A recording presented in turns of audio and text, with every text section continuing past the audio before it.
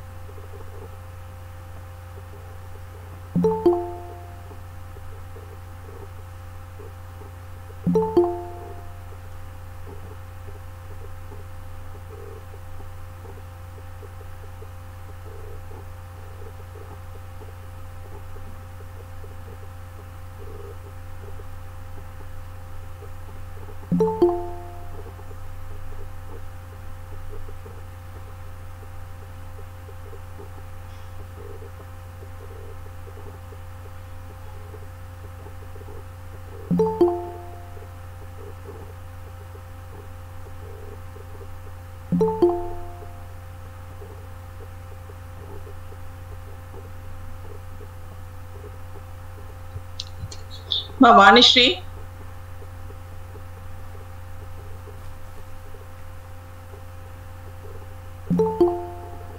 Ma'am. We'll start, ma. Okay, okay. We have given enough time. Okay. Okay, bye-bye.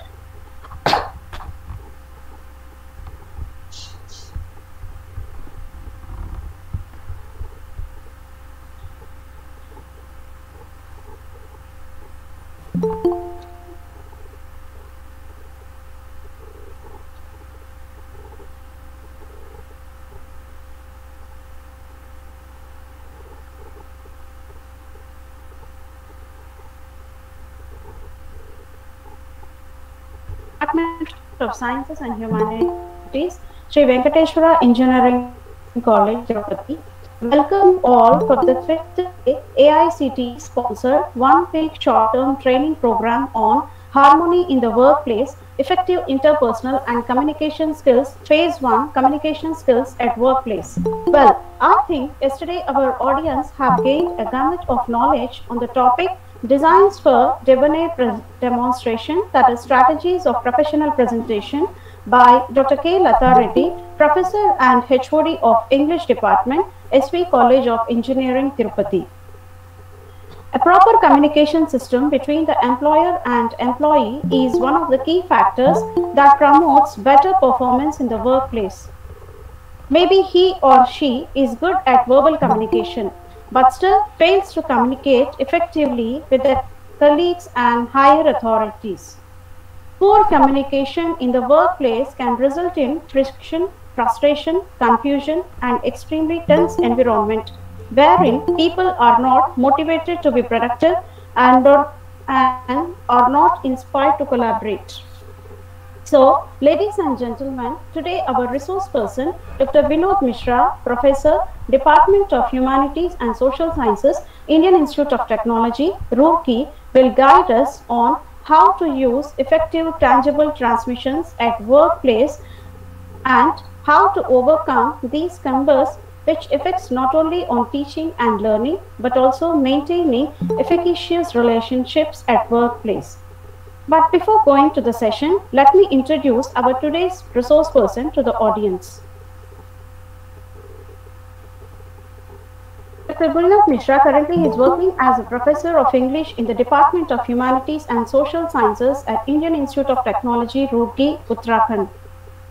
He has more than 30 years of affluent teaching experience and worked at various levels as professor, vice chairman, advisory board member, coordinator, in charge, treasurer, soft skills instructor in IIT Roorkee, IIT Patna, BITS Pilani, and RC College, Assam.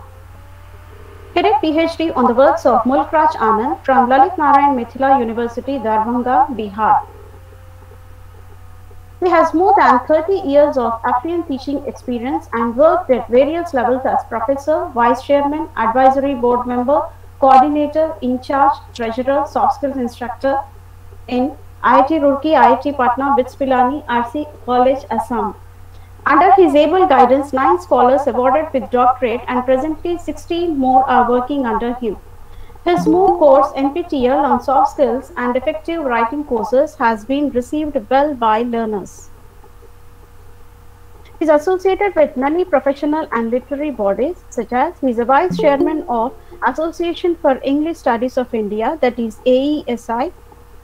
BOS member of several universities, advisory board member for the UGC journal Creative Writing and Criticism, editorial board member for Association of Indian Management Scholars, editorial board member for an international journal, The Critic.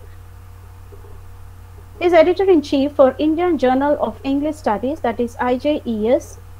He is an editorial advisory board member of many reputed international and national journals, life member of All India Association of Australian Studies, and life member of All India Association of Literature and Environment. His areas of interest include Indian writing and English, contemporary fiction, modern poetry and criticism, Australian literature, technical and communicative English. He has published 21 books, 16 edited and 5 authored in that, on various aspects of English language and literature. Apart from his critical works, he has also published poems both in Hindi and English. He also credited 2 poetry collections, namely Steps and Her Poems in the year 2011 and multiple views in 2017. Computations for engineers and scientists by Prentice Hall, India, and is used as a textbook and reference books in many reputed colleges and universities. He has published more than 100 papers, 80 poems, and 21 book reviews in esteemed journals. He has conducted 10 workshops and conferences and printed papers in at least 50 conferences of national reputed journals. He delivered more than 75 talks in various conferences, workshops, and FDP. Recipient of several prestigious awards such as National State Scholarship and National Merit Scholarship from Nithya University, Ames International Distinguished Service Award in the year 2008 with Association of Indian Management Scholars, Ames International Outstanding Editor Award in the year 2008 by Ames. Madam, Vanishri, madam. Yes. Madam, your voice is not clear, madam. Now, sir? Yeah, now okay, madam. Okay. He got an Excellence in World Poetry Award by International Poets Academy, Chennai, India. He has been conferred with a citation of the Brightest Honor by International Sufi Center, Bangalore. He is recognized among 25 Indian English poets for their contribution to communal harmony and cosmic humanism. So, hearty welcome, sir. We are all eagerly looking forward to listen your words. Hello, sir. Thank you. Thank you, Mani ma'am. You have, in a way, scanned my entire career. Thanks a lot. And before I start, I have a few words to share. Good morning, all the participants. I hope I am audible. Yes, sir. I am audible, I hope. Yes, sir. Oh, okay.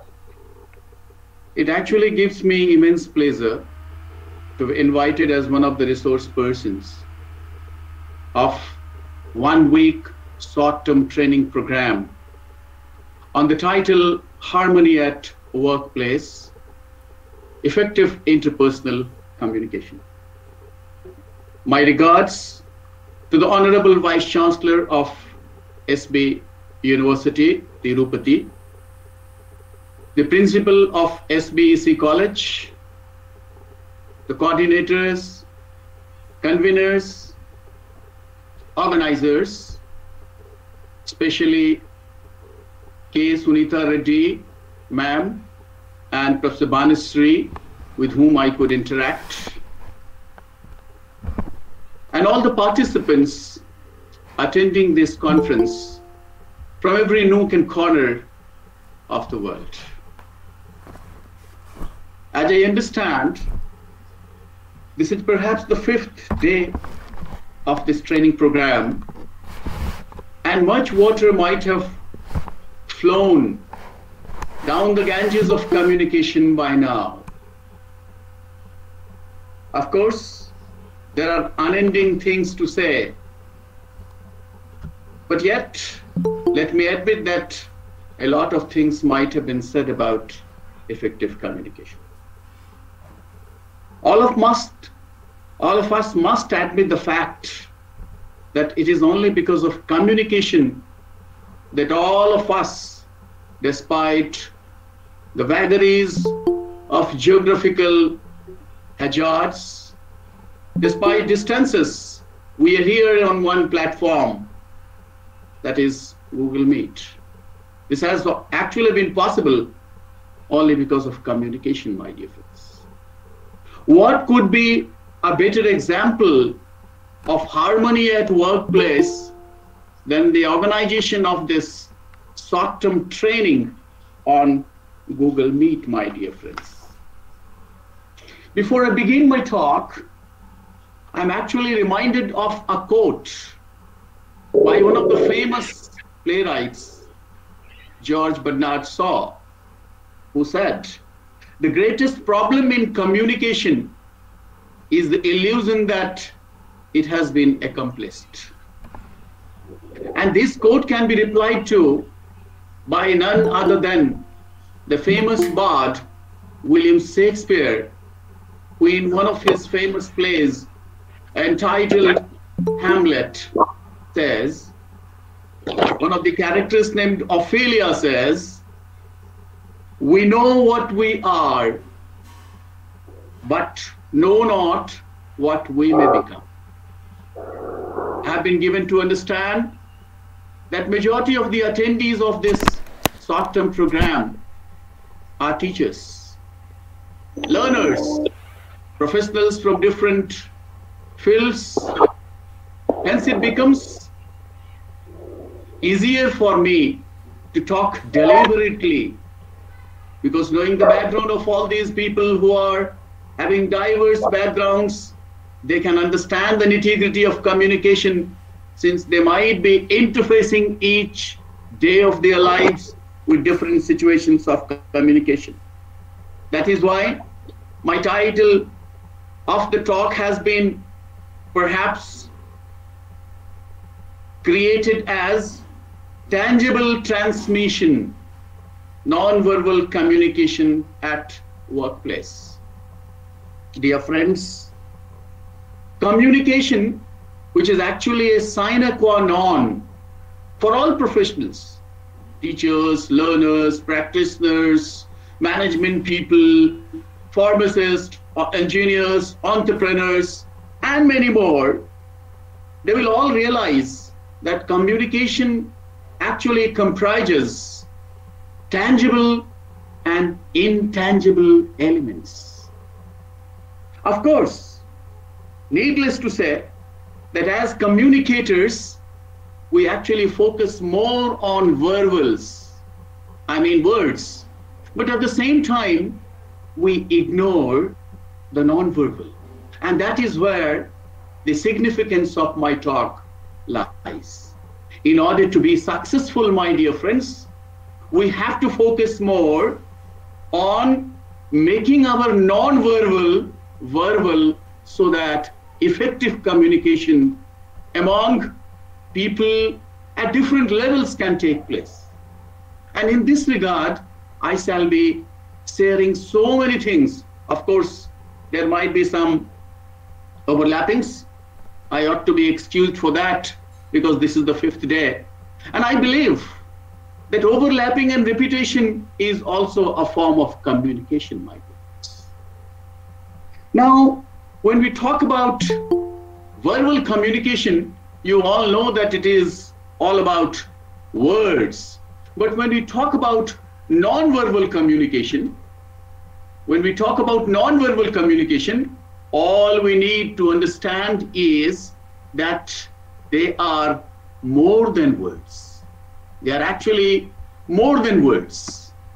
Now, when we say non-verbal communication and we talk about tangible transmission, Communication is actually a transfer of knowledge between two people, two parties, two organizations, two clients, two customers, and many more. So when we talk about that, I actually should make you all remind of the fact that as teachers or as professionals, you are having a great amount of knowledge, which we may call intellect. But then merely sharing the intellect, will it do? I am once again reminded of one of the veteran philosophers, Plato, who said that intellect and emotions are like two horses, one white and the other black. And both these horses are drawing the same chariot. And this chariot may be the way you are communicating. So you are communicating your knowledge, you are communicating your intellect, but at the same time, your emotion comes in and between, my dear friend. And what to be done with that emotion? Once again, in this regard, the German philosopher Nietzsche says that intellect is little more than emotions. Intellect is little more than emotions. Emotions are actually blind. Intellect is weak. Intellect can see, but then it is only intellect that can help us how to ride, how to drive. And that is why the commingling of verbal and non-verbal can make our communication effective. As teachers, every day you might be communicating, because nobody can be a better communicator than a teacher. Now, my talk will have answers to several queries so many people might be facing every day or the other. I mean, somebody might be teaching science, somebody might be teaching engineering, somebody might be teaching physics, chemistry, biology, pharmacy, somebody might be teaching English. But at a certain point of time, we feel that we start getting frustrated, because nowadays, in a world where we have so many pieces of information available, our students do not want to listen, and ultimately you are driven to a state of despair. Have you ever thought of why does it happen? Have you ever thought of what can you change? Have you ever thought of that it is not only the content that matters, rather it is also the quality the content is delivered that will matter. And this can really take place if you really try to serve your content in a different way with the help of the non-verbal. My dear friends, because the information which you are going to provide to your people, to your students, to your clients, what you do is first you prepare the information. And much of the task lies when you are going to prepare. Because as you might have been told, that communication actually comprises so many components, and you as a teacher or an entrepreneur, engineer, technocrat, whatsoever, you are a sender. Now, when you are going to create a message, you might be aware of who is on the other side. I mean, who are your receivers? Because much of the problem lies in the preparation process. Since we do not prepare well, we simply believe that teaching is just to teach, to impose, to instruct. But I believe in a different way. And many of you will share with me that it is actually a sort of participatory affair. That is why we say it is a sort of interpersonal communication. Fine? So when we call it as an interpersonal communication, and when we are preparing our content, we ought to understand what is the purpose for preparing this content. Fine? And we also ought to be aware of what are the communication skills required at workplace. It is not only about teaching, because you are preparing these guys for the market. No? Employability is the key word, my dear friend. And they are not only going to learn the content that you are going to share with them, rather they are also going to learn different nuances of the content that are going to be served to them, my dear friends. They actually need presentation skills, negotiation skills, business writing skills, influencing skills, cross-cultural skills, win-win conversations or negotiation skills, selling skills. Now, you might have a question, can we teach all these? Yes, my dear friend, as a teacher, you can teach all these, and you can teach them in such a way that they learn without a little problem, without a little frustration. How is that possible, my dear friend? Now, when you're preparing the message or the content, majority of us simply think one way. We are senders and we simply prepare the material because our task is to deliver our talk to the audience at large. But let us also think from the point of view of the receivers. We only understand our reality, that is what is the intended meaning, and we do not think much of the time about our audience, about their reality. And in between the sender and the receiver, there are so many things which actually needs to be taken care of. You are providing them the verbal message, but have you ever thought of what will happen if my point is not being driven properly? What sort of non-verbal cue should I instill in it? Should I situate in it? Should I transfer in it so that the shared space becomes one? Because communication is actually a sort of assumption. It is actually a sort of sharing of the homophily between the two parties. When you are communicating, you are actually transferring the knowledge. At times you will feel that the people on the other side also might have met such a situation, might have come across such a situation. And when that situation is repeated, communication takes place.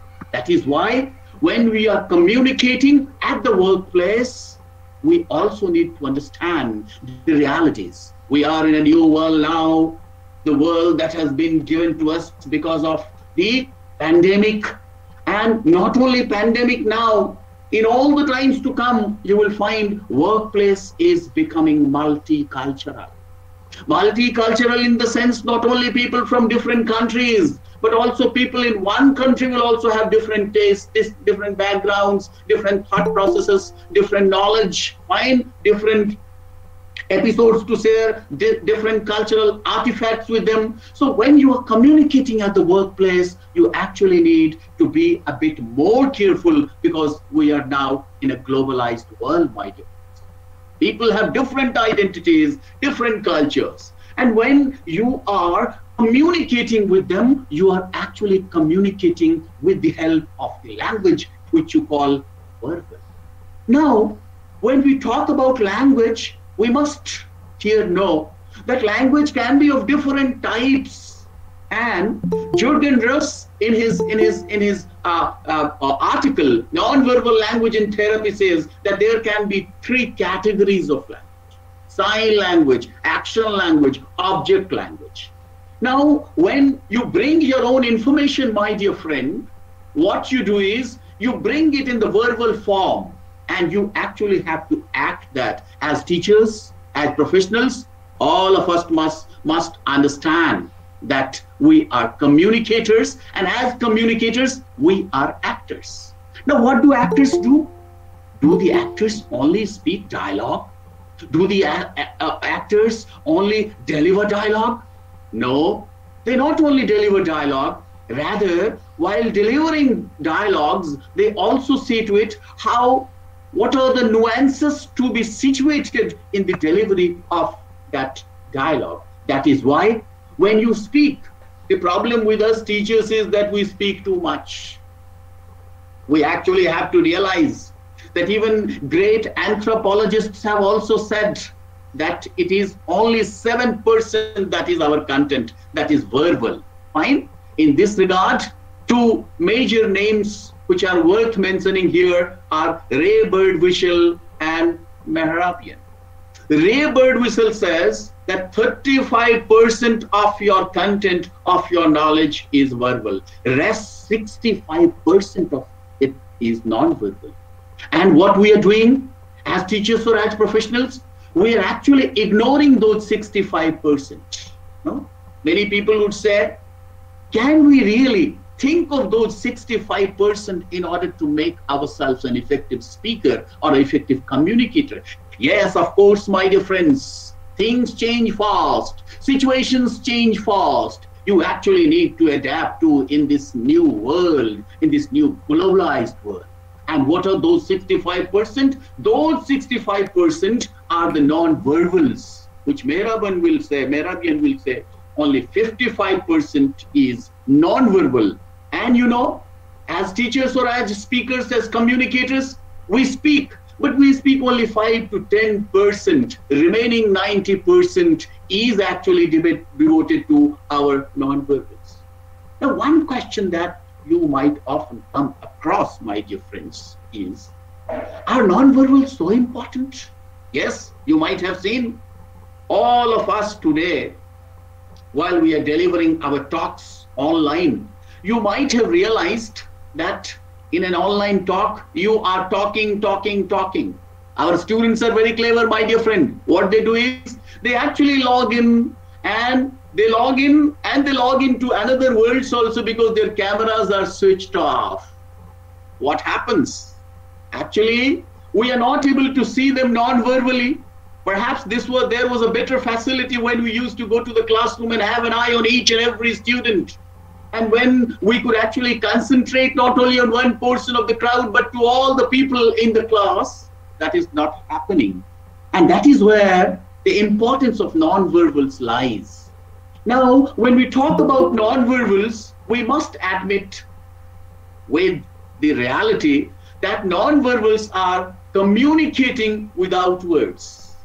All of us, when we were children, we used to be frightened simply by the harsh eyes of our parents. We used to be stunned at the sound of our mother.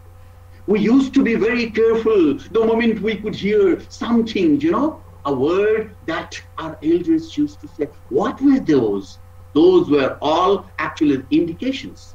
So non-verbals are actually indicators. When you speak something, you're also attaching some non-verbals. For example, you speak a word, and after the word, the sort of silence that you leave is a sort of non-verbal. Non-verbal, it is very difficult to categorize non-verbals because non-verbal cues can be more than 6 lakhs.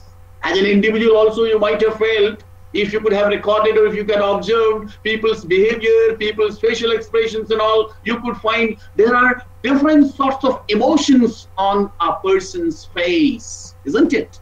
But then this non-verbal cannot be a substitute to the verbal one.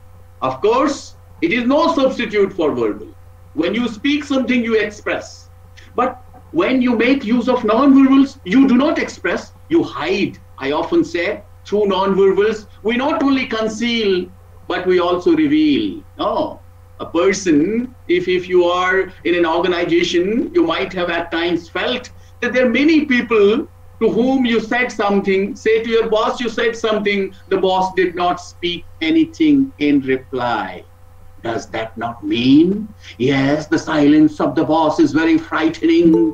The pauses of the boss are very frightening. The stern eye of the boss is very frightening. You write a mail, you write a letter, fine, and no reply comes. Non-verbally, you must understand that there is something wrong, isn't it?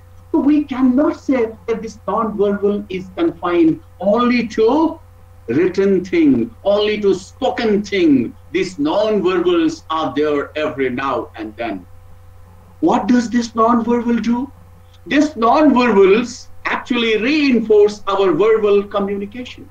And now you can here compare when an actor speaks a sentence or a dialogue, the sort of action that he does, what it does is it actually complements. Fine. So when he says something and the sort of reaction is there, either on the face of the sender or the receiver, you understand that it is a sort of reinforcement of the verbal communication. Are you listening? Fine. Are you listening? And when you do not get the response, you actually are in 2 words. Either they are listening or they are not listening. Only because here we are not able to see each other, and that is why you feel that we are not able to get the non-verbal nuances. But then even when you do not get any information or any reply, there is actually a message. These non-verbals have got more impact. You may often at times find that when you write something or when you speak something verbally, there are so many things that are left out. And these are actually compensated by our non-verbal behavior. For example, you write a letter to somebody or you speak to somebody over phone and you are waiting for his reply over phone for a few days you do not get. Don't you actually derive some information from this non-verbal behavior of the person? Because all these non-verbal cues are actually the parts of our behavior. Now, there is one thing one might often think of, that are these non-verbals so important now only? No, my dear friends, these non-verbals were there even in the past. Fine.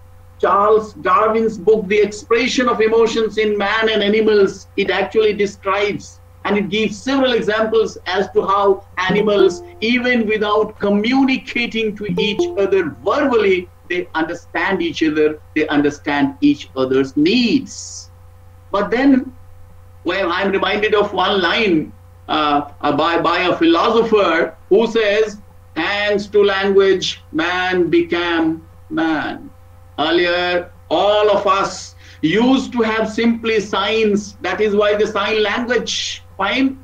And somewhere or the other, I have read that whenever you actually bare your teeth, you are expressing something. Initially, it used to be a sort of threatening language, but now this baring of the teeth has been transformed. Now there are different sorts of laughs, different sorts of smirk, different sorts of smiles. And nowadays, even when you are writing a mail or you are chatting, what are you doing? You are supplying so many icons of all emotions, and these emotions actually compensate for what you have not been able to say. Actually, in the 20th century, these non-verbals became very prominent. And the very first book was written by Julius Fast, and the book was on body language. The book was written in 1970. And since then, there has been quite a good amount of researches on non-verbal. And now, even when we are even in a formal setting, we are more worried about the non-verbal behavior of the persons in the group than their verbal. Some person may speak a sentence, and then the expression that is there on his or her face, that may belie the expression, or that may reinforce the expression that they have used.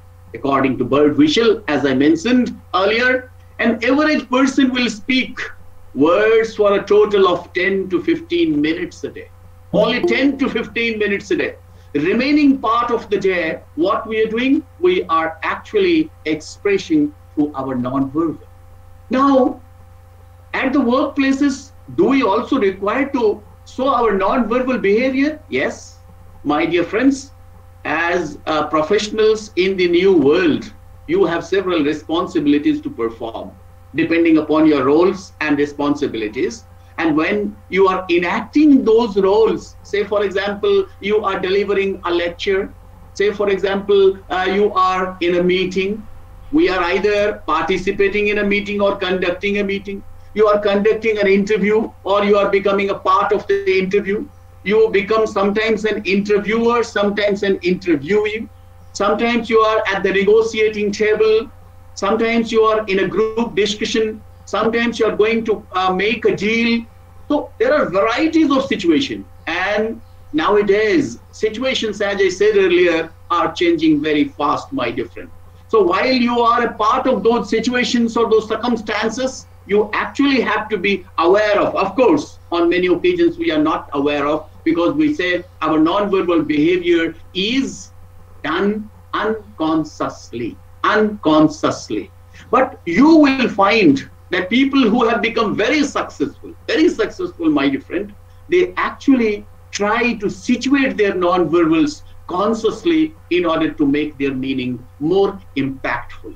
So now, since I said that non-verbal cues can be, because non-verbals are not structured, they are unstructured, they are spontaneous, isn't it? They are spontaneous. So since they are not structured and they are spontaneous, there can be a variety of non-verbal behaviors. So it is difficult to categorize them all, but at least if we can understand some of the types of these non-verbal behavior, and if we practice that, perhaps that can make us a better communicator, or else that can also make us a better observer of non-verbal behavior at the workplace when you have a challenging role as a manager, as a principal, as the vice chancellor, as the director, as a person whose responsibility is to address quite a good number of people and whose responsibility is to take decisions. My dear friends, in this world, when we are talking about the importance of non-verbal communication, let us try to find out what are the types. Here are the types of, non-verbal communication. Fine. Here are the types of non-verbal communication. These non-verbal communications can be categorized as kinesics, proxemics, chronemics, paralanguage, haptics, and meta-communication. Now, since I'm a student of English literature, I'm reminded of one very important play by Shakespeare, and the play is entitled Macbeth. Those people who are familiar with Macbeth might be reminded of one act, Act 1, Scene 5, where Lady Macbeth, who is actually the queen of that play, Lady Macbeth has arranged a feast, and in the feast, King Duncan is to come. Now, Lady Macbeth speaks something because she has decided that if Duncan comes today, Duncan will not go back alive. Duncan has to be killed. But then Macbeth, who is actually a relative and a kinsman of the king, is not ready to go for the killing. But Macbeth wants to become the king. And at that juncture, what Lady Macbeth speaks is of utmost importance, and that actually can give a clue to all these non-verbal features in communication when we are going to prove ourselves as effective communicators. She says, to beguile the time, look like the time. Look at the words. To beguile the time, look like the time. Bear welcome in your hands, in your tongue. Look like the innocent flower, but be a serpent under it. Now, when Lady Macbeth says that, she actually, in a way, gives a clue to how non-verbal can help our desired action to be fulfilled. So, to beguile the time, she talks about time. And time has a greater role, and it is one of the major ingredients of non-verbal communication. Look like the time. Look like the time. As a teacher, when you go to the classroom, the very first expression that you show to your students, this is actually visible. And from that expression onwards, the very first impression on your face that actually gives a goodwill message to the students.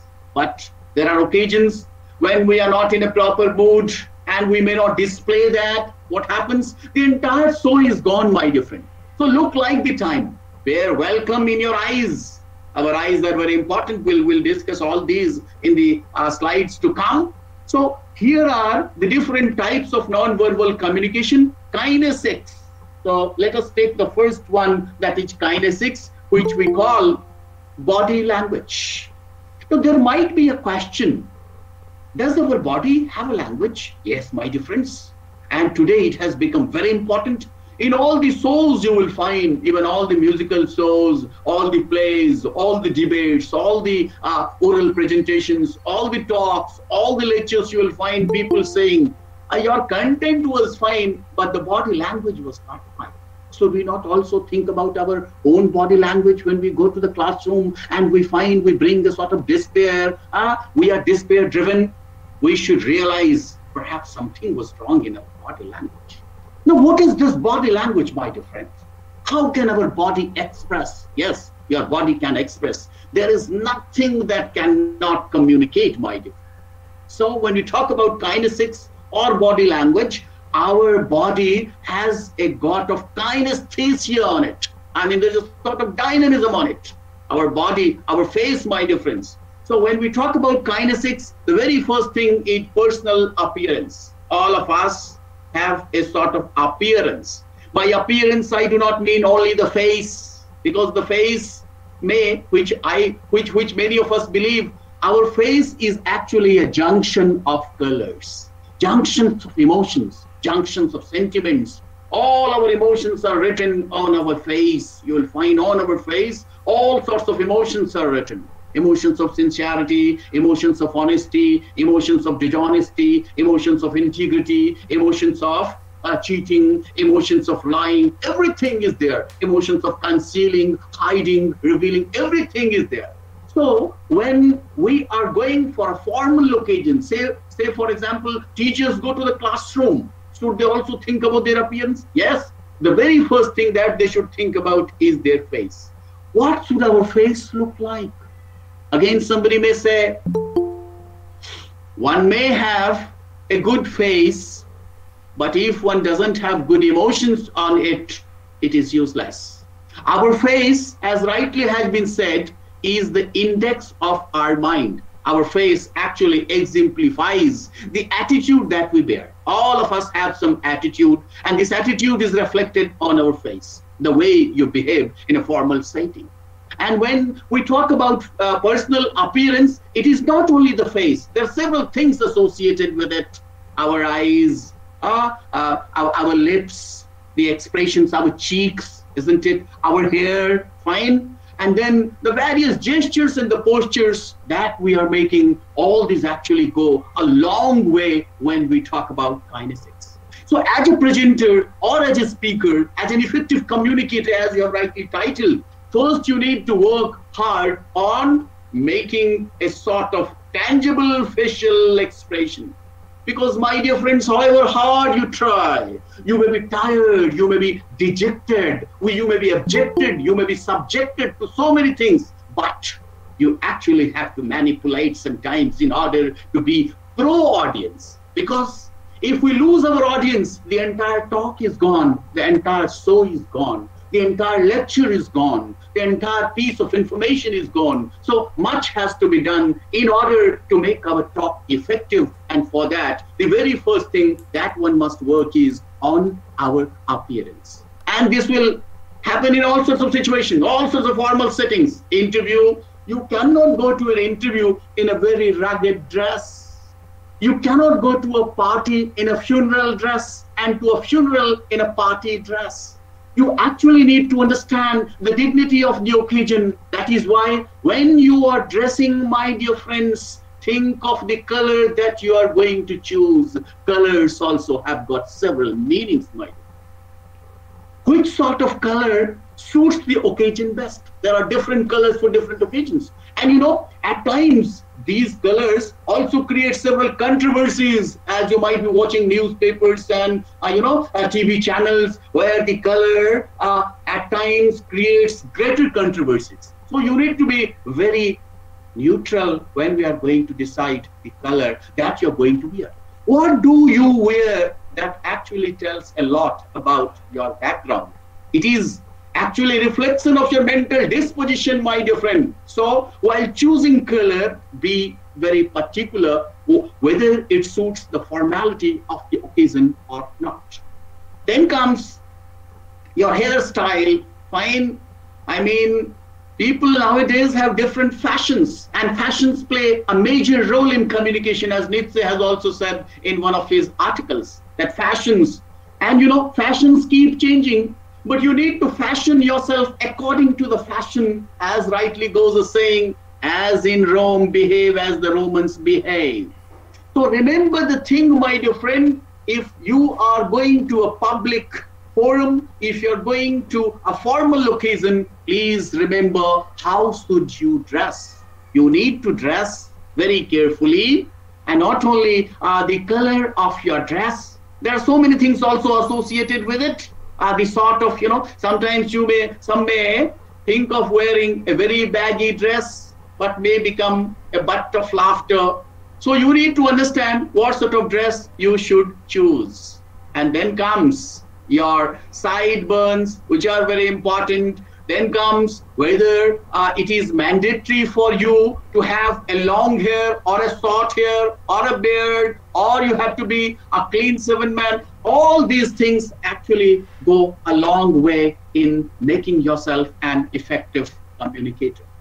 Now, whatever you do, whatever you wear, that actually declares your background.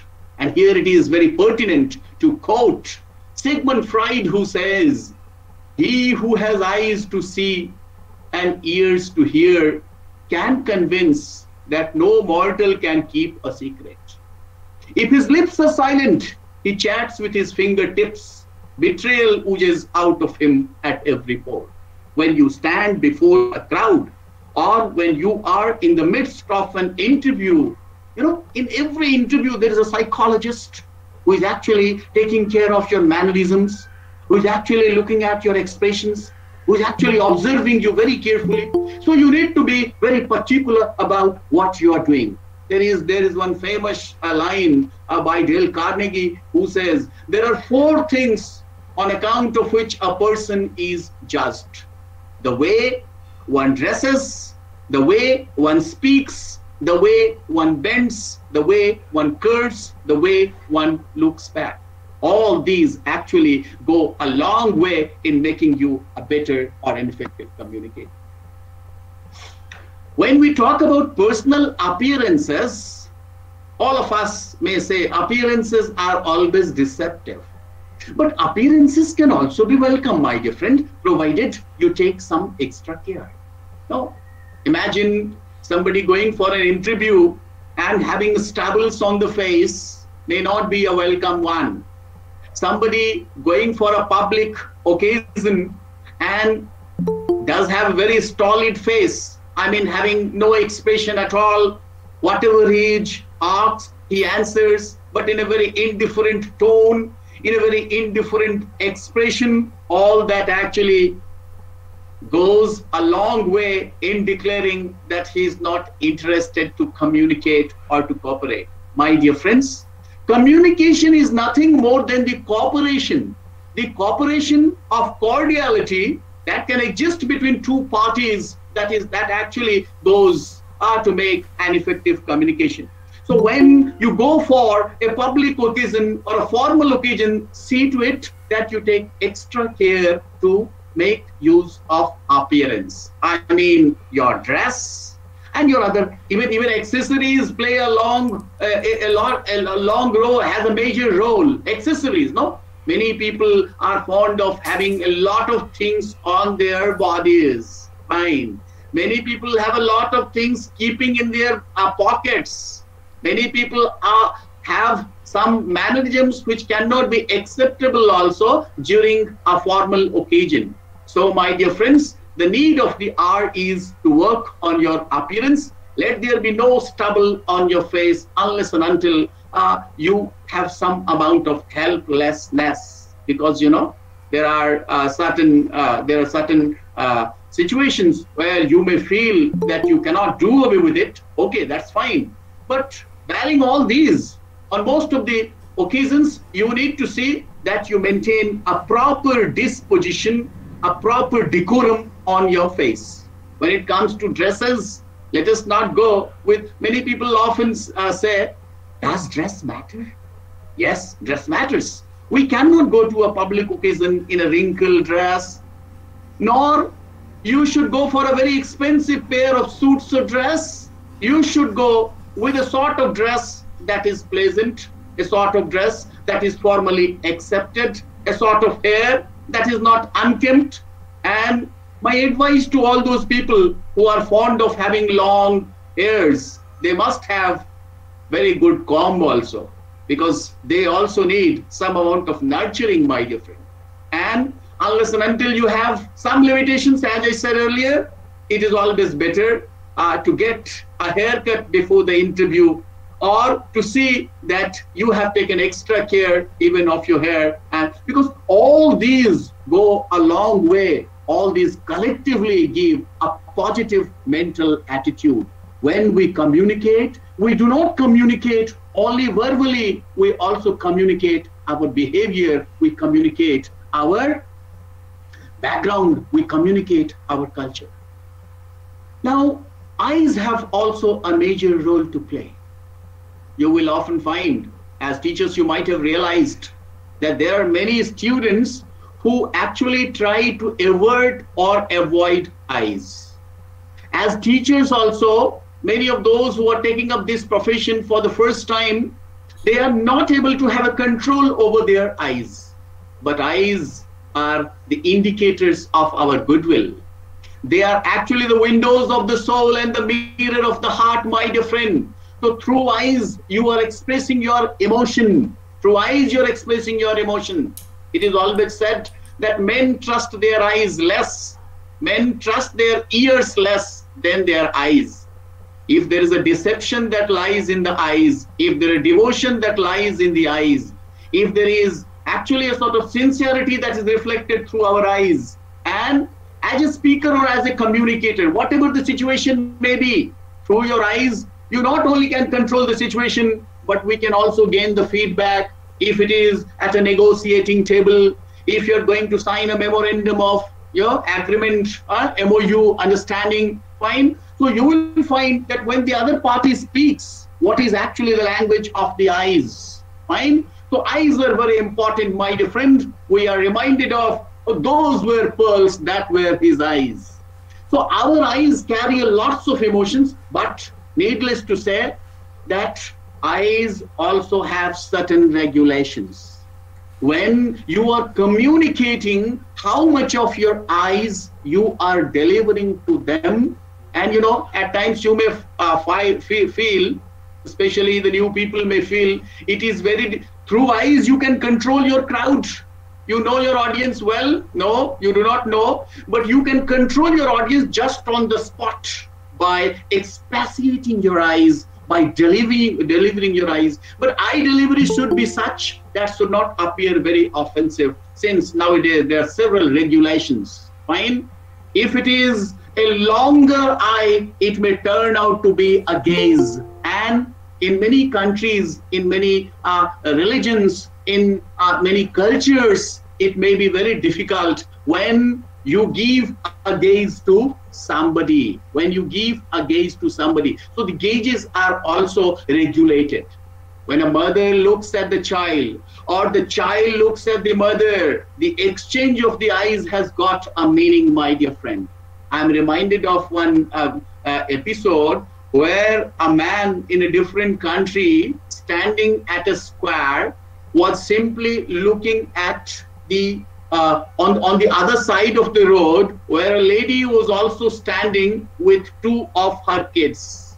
And the man looked on the other side, say for few minutes, and it was actually interpreted that perhaps the man was gazing, and the man smiled also.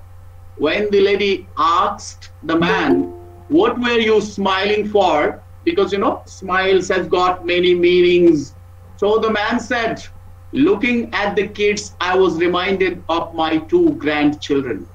My dear friends, non-verbal communication is very complicated. That is why when you look at, you also need to understand where you are looking at, in what condition, in what context, because all that goes a long way in giving some messages. Here is a very important line that I want to share with you. Eyes may well give the most revealing and accurate of all human communication signals, because they are a focal point on the body and the pupils work independently. So while you are making use of eyes, please see that your eyes have to be distributed fairly. Many people find it very difficult in the beginning, but with practice you can do that, and through your eyes you can control even a major or even a good group of people by dividing your eye control from one corner to the another, from one section to the other. Of course, it hardly takes a few moments, because through eyes you are also going to create a sort of credibility by difference. If you are communicating across cultures, different cultures may have different notions about eyes, different notions. For example, Arabs, Latin Americans, and Southern Europeans gaze on face of their conversational partners, whereas Asians, Indians, Pakistanis, and Northern Europeans tend to show peripheral gaze or no gaze at all. My dear friends, this is actually the difference when you are making use of your eyes in two cultures. Asians especially, they actually tend to show peripheral gaze. Whereas it is said, we often say that when you are speaking or when you are delivering something, you must look at the audience just in order that you're going to create a rapport or you're going to create a sort of credibility. Any speaker, if he or she has not been able to create an eye contact, they will not be able to create a rapport with the crowd. And even with the best of intentions, they have brought their talk, the talk is bound to fail. That is why it's very important, my dear friends. And your eyes, as I said, there are innumerable languages in our eyes. In our eyes, there are innumerable languages. So when you're going for a formal occasion, you need to understand what you are going to show. Are you going to, suppose in an interview, you are asked a question which you do not have the knowledge about, and you give an expression through your eyes, maybe that eyes give a different sort of answer. So see to it that you are not expressing fear, anger in public, on public occasions or on public talks.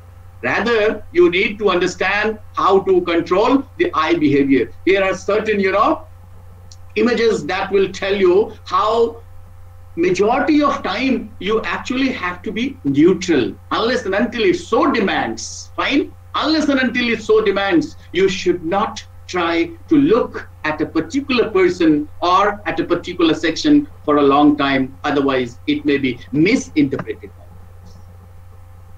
Even when we talk about personal appearances, smiles are also very important. One should smile, of course. Of course, one should smile. But one should not smile all the time. We are reminded of the line, a man may smile and yet be a villain. And the smiles are also regulated. Many people, if you smile at them and they also smile at you, I mean, they reciprocate, you are under the impression that they have responded, but no, that might be a gesture, that might be a culture. Maybe he or she does not like you, but yet have responded. So sometimes your smiles may also be full of confusions. So when you smile, you have to see that you smile less. A man may smile and yet be a villain. In many cultures, such as in Germany, people smile less, and that may be very uncomfortable for their conversational partners if they are from US. US people have often a grudge or a complaint that Germans are cool and aloof, whereas the latter understand that US people are excessively cheerful. They will, and you can understand the way they smile. You can also understand the way some people write. Many people have the habit of writing a longer mail without understanding the fact that this is a non-verbal gesture of irritating the other party. Non-verbal gesture is not confined only to spoken, but also to written.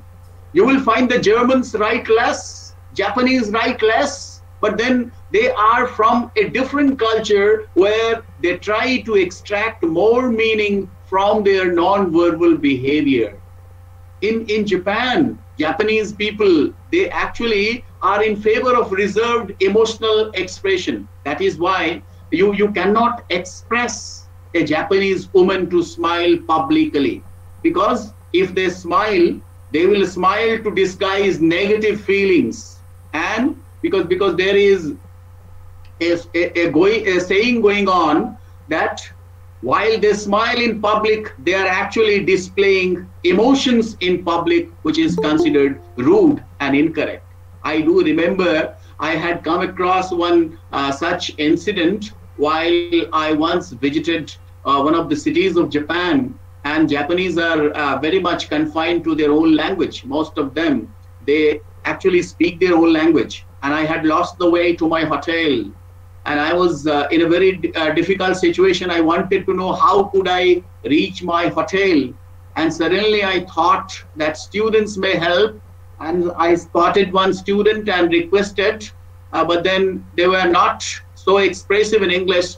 I showed them the map of the hotel, and then suddenly the student went ahead. I simply kept standing. After she had gone a few steps, she looked back. I came to realize that she perhaps wanted me to follow. She didn't speak anything. And I followed. After 3 or 4 minutes, when I reached a palatial building, I could see this was Toyoko Inn. This was the hotel I wanted to go. So they are actually very cooperative, but they do not show their expression. They do not express themselves in public.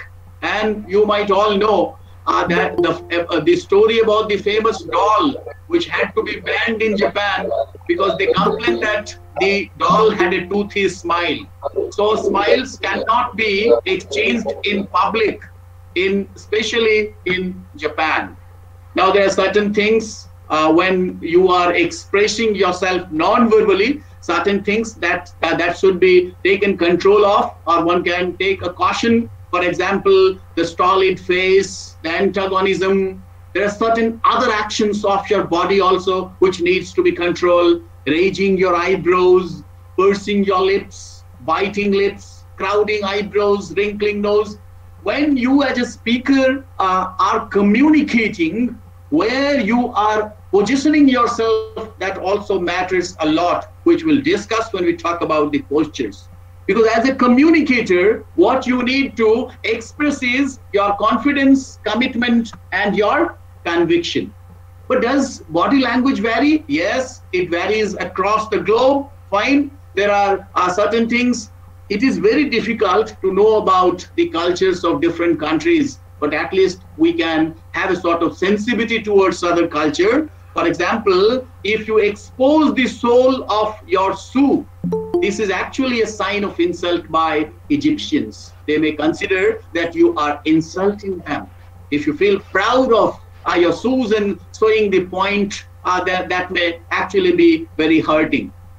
Even, running a hand backward across one's head by an Arab, that actually indicates romantic interest. My dear friends, it is very difficult to control your non-verbal behavior, because what you do unconsciously, that actually may have a different meaning for people of other cultures. That is why you need to be extra vigilant. Now we come to the gestures, and we'll also come to the postures, because when you speak, my dear friend, all you need to do is you actually need to understand, our gestures also have a role to play. Yes, you are giving a talk verbally, but while you are giving a talk verbally, you are also making a movement of your hands, arms, shoulders, and torso. There are many people, many new teachers who, while they deliver lectures, they will stand at one place. They will not make any movement under the imprint. There are several helplessnesses also involved, because one has brought a note and one is there near the dais where all his, and you know why they do so? They do so just to hide their frustrations as well as their nervousness, because behind the dais they are actually feeling nervous. That is why they do not move. But propriety says that during an oral presentation or during a talk, one actually needs to make movement of one's hands. Because with the movement of your hands, because hands are a great problem. Many people have often said, what do I do with my hands? And people who are not prepared, they may put their hands in the pocket and may give others the hint that they are perhaps nervous. They are not prepared. Some people also have the habit of putting their hands at their back. That actually shows a sort of restlessness. Some people also think that if they make movements with the hands, they may be considered as actors. My dear friends, all these actually need to be taken care of. One needs to make movement with the hands when one is expressing, because if you are expressing something as a teacher of physics or chemistry or whatsoever, you have your hands to use, because you can locate something, you can enumerate something, you can describe something, and for all those, your hands are very important. Now, another question that many of us may have is, how much should we extend our hands? And how do we do that? Let our hands be above our elbow. And when you saw this gesture, perhaps audience also feel that they are relating to it. But if you have not practiced it, you may repeat several gestures, which may at times become wild.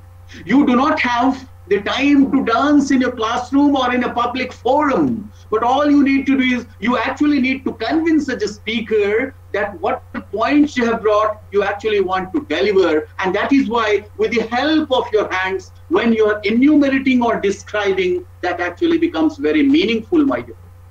You will always find that we have different things to share with our students. Sometimes we may be talking about the divine things, and suddenly our eyes go up, hands go up. Sometimes we may have to emphasize certain things, and naturally our hands are closed, and then we create a sort of gesture by which we make a sort of emphasis on a particular things. All these have a very prominent role to play as we talk about gesture.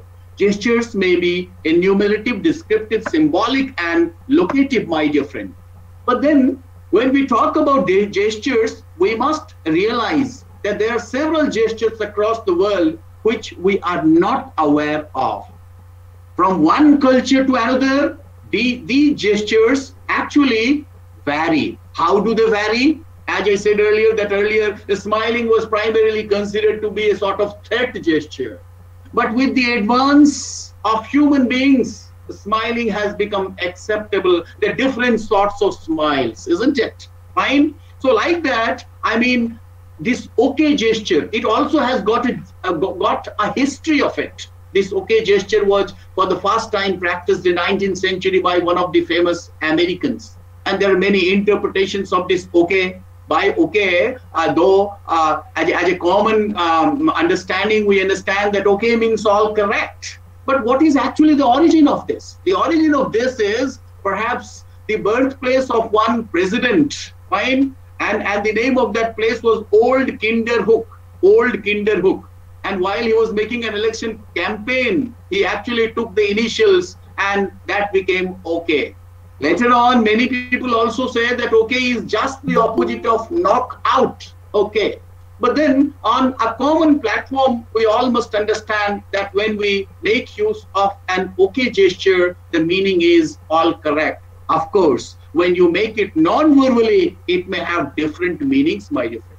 And so is the case with the gesture of V sign, which is commonly known as a victory sign, used with palm facing towards the speaker.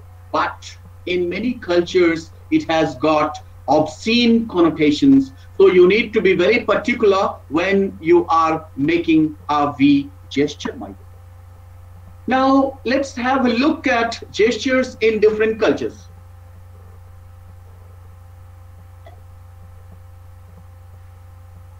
Sorry. Morris, in his book Body Talk, says that even the way people pick up food, that also describes differences of class. If somebody picks up the food with his left hands, that is actually not considered good.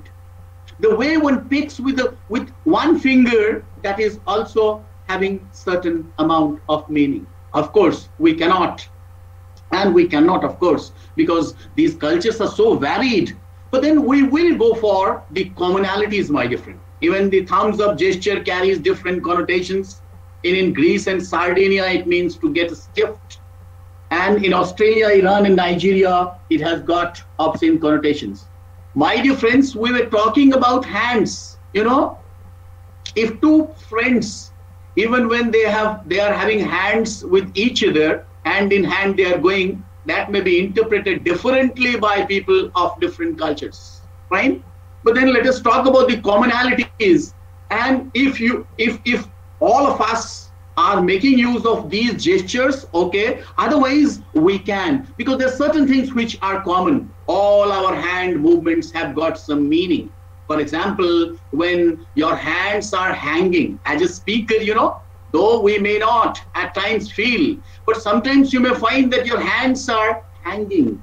When you compare it with other speakers, you will find that your hands were hanging while others' hands were not hanging.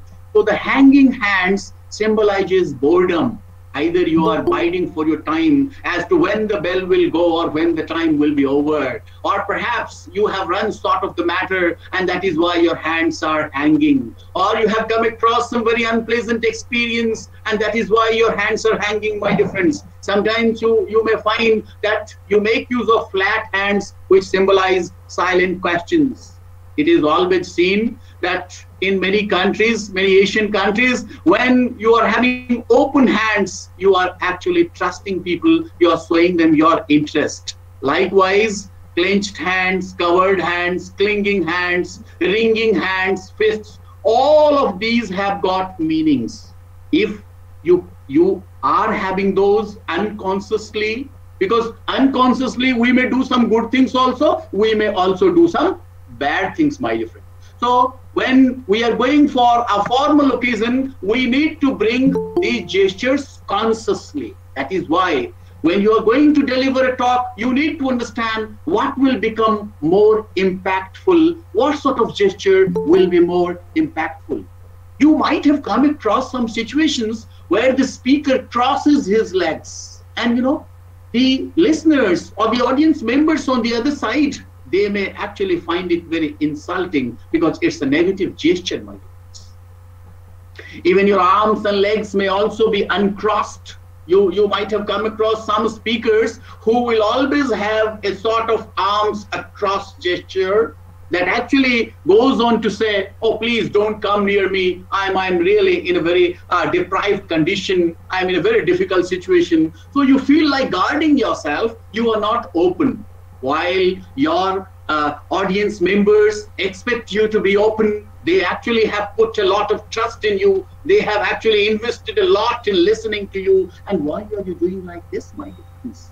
So you need to understand. Moreover, when you also make a symbol of goodbye, these signs also varies. No, the way you wave, that actually has a different meaning in US. That means come here, fine. V sign also has a variation, fine.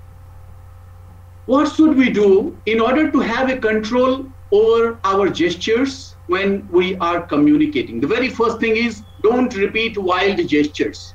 You might have, as teachers, you might have found that when your students are giving presentations or they are in group discussions, what they do is either they always keep their hands to the button of their shirt, or at times they are also so much aware that they are always having their hands or their fingers on the jewelry or the ring or something else. That actually shows that they have some problem with the use of the non-verbals. Sometimes you will find many people scratching their heads or eyebrows. That is also a very negative symbol. It is always better to avoid these. Of course, you know, in certain contexts, when somebody scratches one's head, that has got a meaning. My dear friends, don't you see that when we started this exchange of information through mobiles, in order to make or give some confirmation, if a call came, suppose your friends are waiting for you and gives a missed call, you also give a missed call, and non-verbally you are telling him or her that yes, I'm very close, I'm just reaching the venue. So non-verbal communication, we are surrounded with every now and then. It is often very offensive to tug your earlobes, buttons, sleeves, It is also insulting to twitch your nose, rub your cheek, fine, or scratch your hair, fine. Many people are often having the habit of cracking their knuckles if there is a long talk, which you might be also doing, because I am continuously speaking on the one side, and you might be feeling very uneasy, or you might be feeling demotivated. At times you might be cracking your knuckles also. So by cracking your knuckles, if it is visible, if it is tangible, you are actually telling me that no, sir, why don't you cut such a talk and you let us relax, my dear friend. My dear friends, we have a helplessness, and many people, as I said, non-verbals are the indicators. Even in the classroom or in a formal situation, many people will time and again look at their wristwatch. Time and again look at their wristwatch. Fine. So that indicates that they actually want the speaker to wind up. It is good that if you are a careful speaker, you can take a sort of feedback from them that perhaps your lecture is becoming very lengthy, cumbersome, boring. So what you need to do is you actually need to bring in certain illustrations, certain examples. You need to crack some jokes so that you can once again bring your audience back to where you were talking about, my dear friends. Non-verbals help not only the audience, they also help the speakers in a number of ways. Now, posture is also a part of our body language. What posture should we adopt? It is very difficult for many newcomers or for many new speakers, that when they practice speaking, many people say that I know a lot, but when I have to speak to a group of people or when I have to participate in a GD, it becomes very difficult for me. My dear friends, posture is actually the positioning, the way you position yourself, the way you position your body. Either when you are sitting in an interview, how do you position yourself? Because the way you position yourself, you are giving the other party an indication that you are not comfortable, my dear friend.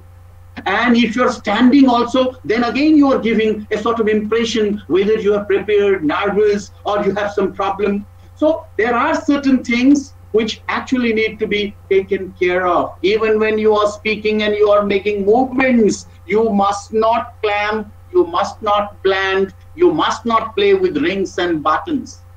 Those people who believe that it is advisable to walk, it is advisable to walk during the presentation or the speech. Yes, advisable, because you cannot be static. But you should only walk and not run. You should not push a foot. Rather, the way you walk, it should be gentle. The way you walk should not be very frequent, because by doing that, you are actually unnerving your crowd. So you must maintain a sort of posture. What is the perfect posture? It is very difficult, though, to say what is the perfect posture. But one must not adopt a military pose as standing in a sort of disciplined way. Fine, it is not an army training camp. Here there are people waiting to hear you, and that is why when you speak, the posture will be initially you'll stand straight with one foot ahead, and then a slight bending will be there, and that will actually give them the impression that you are so involved, and you will be able to create a sort of credibility, and the audience member will look forward to listening from you the gems that you're pouring forth, my dear friends. All gestures will have meaning. All gestures, all gestures will have meaning. And as a confident speaker or a communicator, if you're standing straight, you do not have to be a statue, my dear friend. You do not have to be an idol, my dear friend. You actually have to make some movements, but the movements have to be gentle, the movements have to be subtle, the movements have to be acceptable, isn't it? Neither to swagger nor to pace, but to walk gently like a confident man trying to sell the gadgets that he has brought. And that is where lies the efficacy of your non-verbal features as body language. Another important non-verbal feature that we are coming to now is proxemics. My dear friends, just at the just in the beginning, I had said that there may be certain overlappings, but then see to it that when we talk about non-verbals, there can be a complete workshop on all non-verbals. the entire. I'm simply trying to browse over, touch upon some of the secret, sacred things of the nonverbal that may actually give us an indication as to how we can be prepared for the entire soul. Now, does proxemics also have some important things to say? Yes. The other day, were you not irritated when you saw some other person sitting at the desk or at the chair that you used to sit? Because all of us want some amount of space.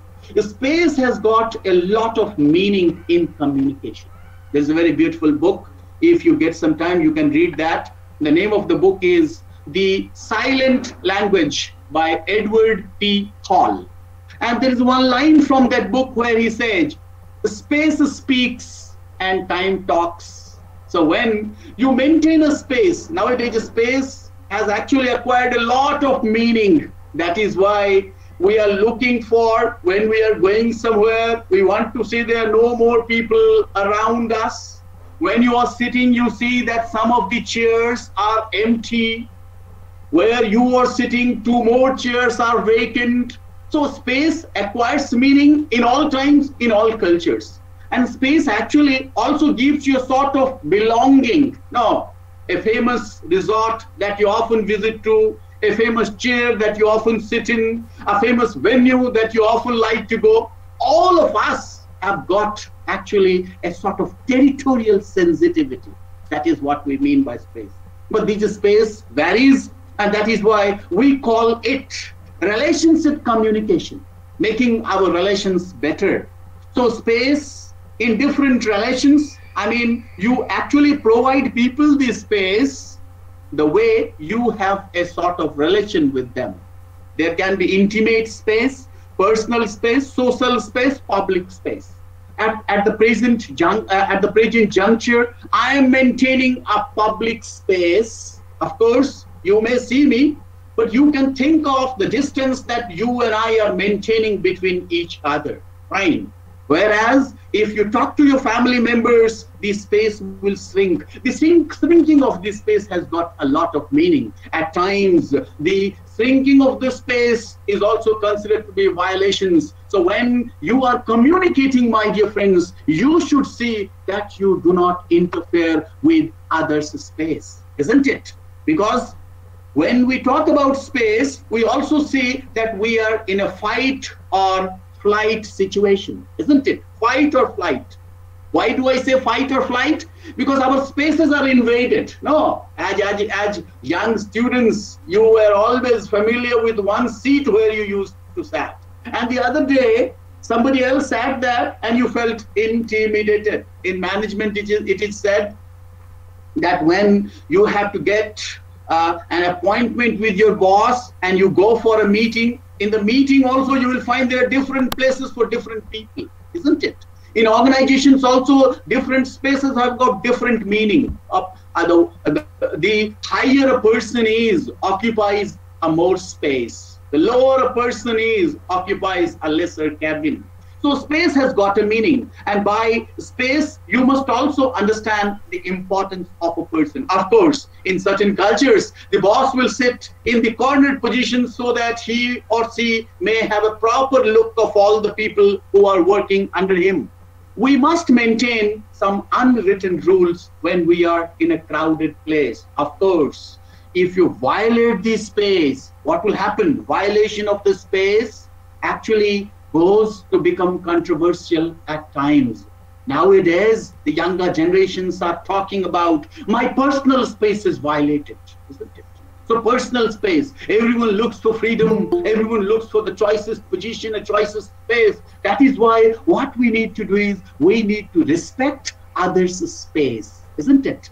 Sometimes or the other, when you talk about spacing, the spacing is actually meant for creating harmony, and these ma'ams have of course given this conference the title Harmony at Workplace, and they know well how to maintain harmony by respecting others' spaces. All of us must see to it that others' spaces are not violated.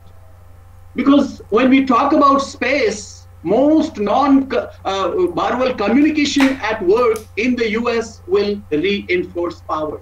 In many cultures, you will find that this space, because many people feel that if a person is respected, he must be given more space. No, as Indians, we always see that when some elders come, we leave our space and provide him the space. But maybe there are others who feel that this is your space. Why should I take that space? Here, there's a very good episode which I have culled from Sakamoto and Natuska, where there is actually a polite fiction. There's a saying, you and I have a polite fiction. You and I are friends. It so happened that it is between Americans and Japanese. One American was once invited for a talk, and the people who came to greet him, or people who came to pick him up, wanted to pick him up from the door to the venue. And two people came, and he took the American in a car, and towards the journey, because the travel was long, these two people sat in the front seat, and the guest was made to sit at the rear seat or the back seat. Throughout, the guest was thinking, why am I made to sit alone even when there is ample space? Had it been America, perhaps I could have been made to sit in the front and these two people could have been made to sit at the back. But then he kept on thinking, but he could not get an answer. When the next time came, and again he was invited, this time more than two people came, and the American was very happy, thinking that this time somebody will have to sit by his side in the rear seat. But again, the same thing happened. All these three people sat in the front with the driver, and the speaker was made to sit at the back. Suddenly, this American was reminded of his British students, who always, in a party, always used to be far away from him. And once, when he asked, then he got the answer, you and I are close friends. The meaning, my dear friends, is we actually give more space to other people. We actually give more admiration and respect to more people. That is why they did not sit by the side of the guest. So space has got a different meaning, and once we are aware of it, we would be able to practice that, but then we actually do not know. Not only space, the forms of greeting are also different in different cultures. They also come under non-verbals. Say, for example, in India, there's a common pattern of greeting by saying hello, namaste, whatsoever. And that way we bend or we nod. Even nodding is differently interpreted in different cultures. But in Japan, you will find that when they actually greet somebody, they bow down, and maybe they have different words for different greetings. Ohayo gozaimasu, that is good morning. Konnichiwa is good afternoon, and konbanwa is good evening. Especially in Tibet, when one is going to welcome somebody, with the sticking out of the tongue, it is considered to be a gesture which is positive, whereas we Asians may consider it to be different. So, my dear friends, we have to go a long way to understand how non-verbals affect an effective communication. In many cultures, especially in France, Italy, and Spain, when you are greeting, when two people are greeting each other, what they do is they actually they kiss cheeks, but then they actually maintain, they see to it that they simply touch, and the cheeks do not have lips, you might say. Otherwise, handshakes or hi, hello is acceptable. So when you communicate across cultures, non-verbal plays a very significant role. Even not only this, even when we talk about making handshakes, which are actually becoming difficult, and maybe because of the pandemic, we have put a break on handshakes. But in a country like Zambia, when somebody meets and one welcomes, clapping and gently squeezing thumbs is a friendly greeting in West and North Gambia. My dear friends, we communicate differently. We communicate on different occasions. We communicate with different people at the workplace, and that is why we have to be aware of it. Now we come to another significant aspect of non-verbal, which is chronemics. By chronemics, we mean the language of time. Does time have a language? Yes, time has got a language. When it was 10, I was waiting eagerly that all our listeners, all our audience members will appear and we will begin. But as Asians, we are rather more liberal about time. In many countries also you will find they are more liberal, whereas certain cultures are more strict. In a country like Mexico, you will find they actually do everything, do a lot of eating, greetings, and then the meetings take place. But in many countries, if you are late, you may be pointed out, and people simply by raising their eyes may indicate that you are late. So time actually reveals our punctuality and sincerity. And as a professional, I think we better know how time has become very important. We rightly said, time talks a lot about a person. If you are late to a meeting, to a talk, to any formal occasion, people actually start making meanings about you. And time is actually a commodity if saved. All of us becoming teachers, we understand the importance of time. And even when you speak, you have to decide. Suppose you are going to give an oral presentation, and if you have to speak for 2 hours, you may well decide how much time to be divided to what. And even when you think of the time, because if you have more material and you're going to squeeze it up, or if you're going to deliver everything, you know where to curtail, where to add, where to delete, where to cooperate, where to complement. So time can become a commodity if saved. That is why we believe in planning. And those people who say they will do everything at the last hour, they are always bound to suffer. They are always bound to fail. So time has a lot to say. And let's once again go to Shakespeare, who says, to beguile the time, look like the time. Look like the time, isn't it?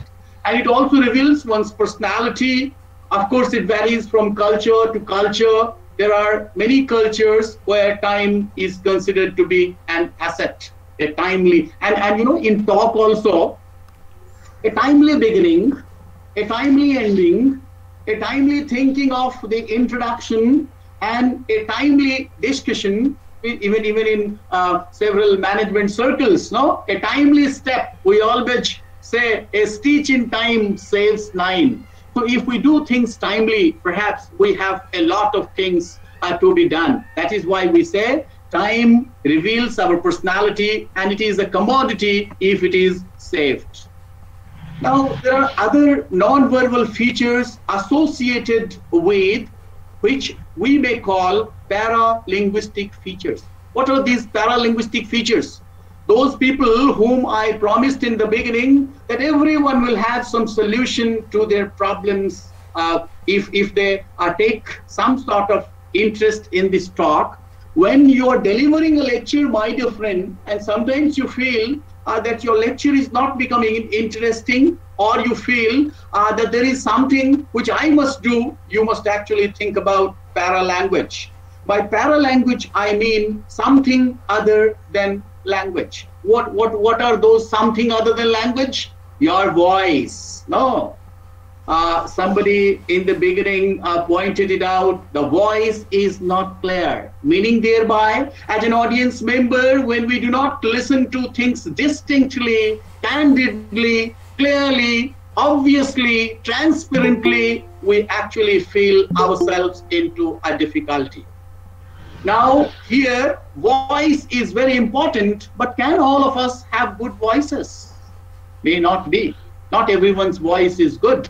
But then the quality of voice, like the quality of mercy, can be restrained, my dear friend.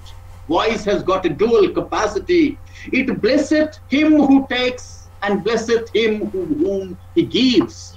So you may have a different voice, but if you really practice over your voice, you can win laurels, my dear friend, because through your voice, you show your intention and unintention as well.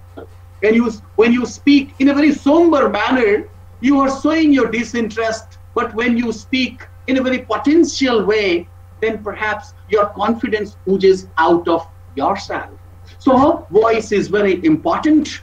And after voice, one may, as I said, one may not have a good voice, but one may change the quality of that. One may ameliorate it. There are many people who are not able to speak properly. There are many people who lisp.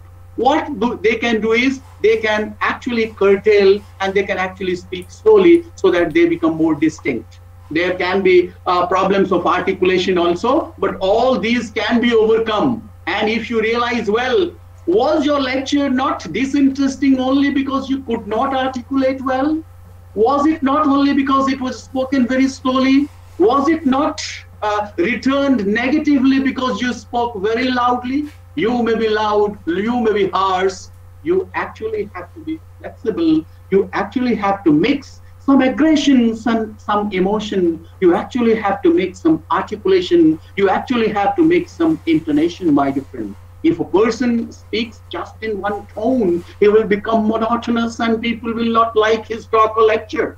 And at times, when we talk about language, because all of us realize the fact that we are speaking in English, maybe many of us do not have English as our first language. So what we do is we translate our emotions or our content. So at times there may be problems of translation also. They also come under paralinguistic feature. For example, there are many people who are accustomed to making use of phrases, idioms, but these idioms may not be understandable by others. Hence, there ought to be a sort of attempt to reduce the number of idioms and phrases and speak in words which are familiar.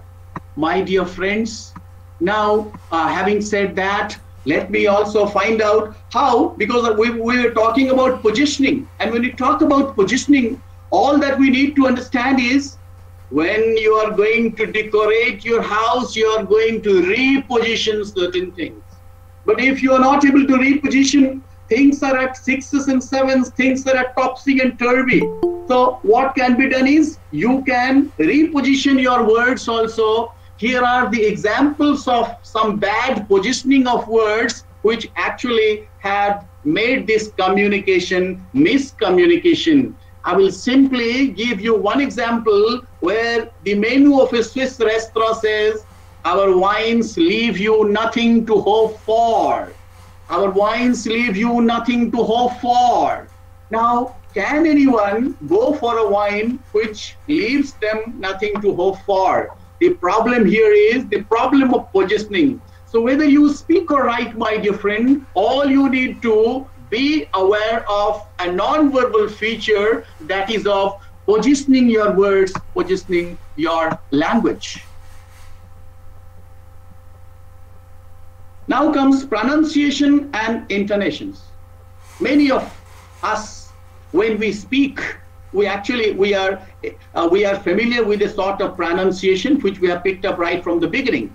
But at times it so happens that we come across some such sentences where we find, because we are not able to differentiate, and that is why we are not able to be heard. For example, here you can find, if you pronounce this, you will find there's a lot of difficulty. And intonation, as I have already said, when you are speaking, you should see that there is a variety.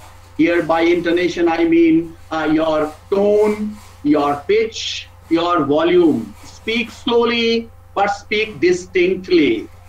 Speak a word with the sort of amplitude required only. Do not give over amplification. Too much of amplitude, that will actually destroy.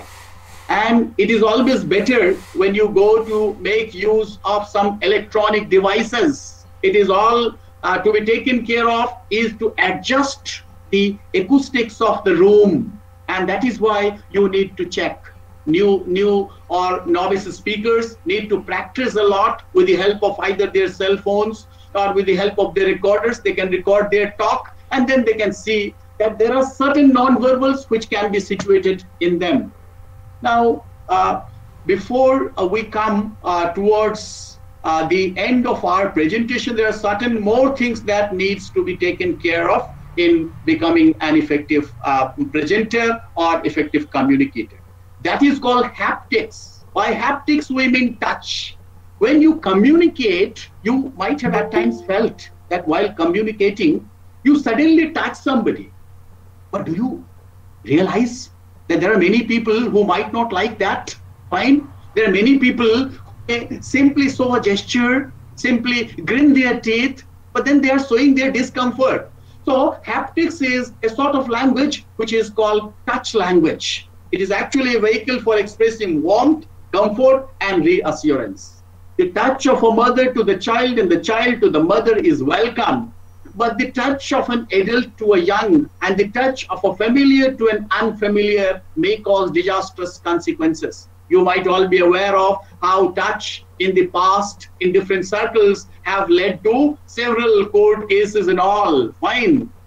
And you know, in a culture like ours, where we think that we have certain regulations, like that, other cultures also have certain regulations as regards touch. But touch is governed by certain canons in many nations, and it also varies from age, gender, and relative status. Because touch can generate positive feelings, it can also generate negative feelings. In a survey in the US, it was said that while exchanging or returning their books in the library, they willingly touch the hands. Many of them complained of having a sort of positive emotions. So we need to be careful, and it is better nowadays, as we are living in an age where a pandemic is always at our back, isn't it?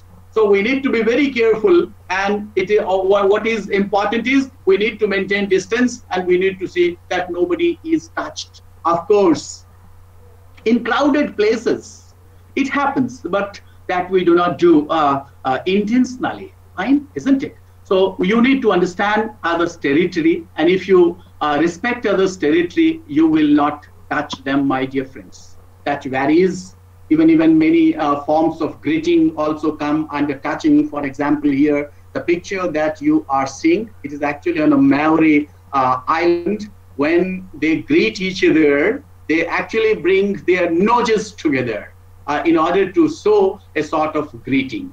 In India, our verbal greeting is followed by handshake, folding of hands, namaste and what's so. In many cultures, handshake is the commonest one. Of course, in today's world, handshake has taken a back seat. But then maybe if things go well, it will come back again. But then these handshakes also describe a lot. There are certain beliefs about touch in Thailand and Laos. It actually is considered rude if a stranger touches a child on the top of the head, because they believe that touching the head is regarded as a very sacred place. It is actually the home of the spirit or the soul, and that is why a child's spirit or soul is not strong enough to be touched and has a tendency to become ill if patted. There are other cultural contexts and their meanings. To say it succinctly, let me tell you that there are two cultural zones worldwide: a low context culture and high context culture. You might have been said about all these. People of the high cultural context, they are not confined only to the words. They also strive for meaning beyond words. Whereas people of low context culture, they are very much confined to the written word. For everything they want a receipt, for everything they want a record. So people of the high culture context, they believe because they trust others also, whereas people of low cultural context, they do not trust. People in US, they require more rooms, whereas Arabs of the same sex stand much closer than North Americans. And that may also be considered differently by different people, my different. There are 4 space zones. All of you are aware of this. The intimate zone we talked about. And then let us also talk about when you are speaking or communicating, you also are to see to it the way your palm is positioned. So when you are trying to express something in a very submissive manner, the palm position is like the one shown in the picture. Sometimes you give a dominant palm position, and sometimes you are pointing a palm position also. So you are pointing, sometimes when you express something, you are pointing also, the pointing is like this. Moreover, even the handshakes are different in different cultures. If you are exposed to the book of Ellen Pease, you will get a lot of meaning which are described there. So you may have a dominant, submissive, and equal handshakes, and all these handshakes have got a lot of meaning. Sometimes when people are not interested, they may give a handshake, which is called dead fish handshake. And in terms, when you give a dominant handshake, what you do is with your thumb, you press one of the fingers, I mean the middle finger. And politicians who are actually very famous for their handshake, they will always give you a club handshake, a glove handshake. Fine? In terms of doing business culturally and across culture, what is of utmost importance as a non-verbal feature is the business gaze. And this business gaze is through the eyes. No, you have to concentrate your eyes in the middle, no, in the middle of the other person. For that will give you a proper control of the entire situation, my dear friends. The standard arm across gesture, you are well known to it, but then this can be considered to be a sort of defensive position, and you simply want to say that people should not come around you because you do not feel better.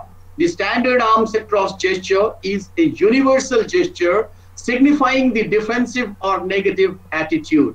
So where such a gesture is there, especially found in queues, cafeterias, elevators, or anywhere that people feel uncertain or insecure.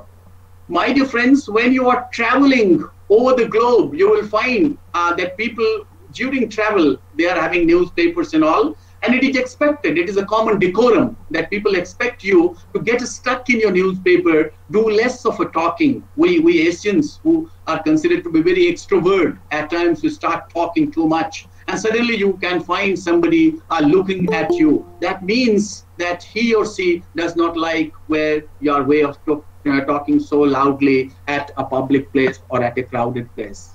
Now the last one, before we come to conclude, let us say meta communication. Now, what is this meta communication?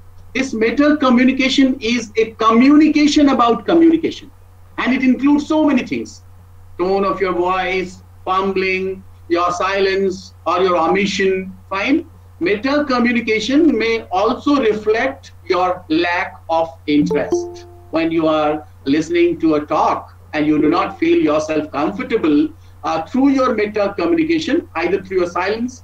And you know, this silence is also interpreted differently by different people. Right? In some cultures, silence is considered to be a sort of acceptance, especially in India when you are silent. But this silent may also have an otherwise meaning. I often say in most of my lectures, silence conceals, silence reveals, silence voices, silence rejoices, silence speaks volumes for others. So the way you situate silence in the midst of your talk, they actually speak a lot. Meaning in meta communication depends upon the positioning not only of words in written, but in terms of speaking, the way or the context where you need to be silent and you want to be silent, that actually tells a lot, my dear friend. Communication, you will all agree, is the result of shared assumptions and unspoken arguments between the sender and the receiver.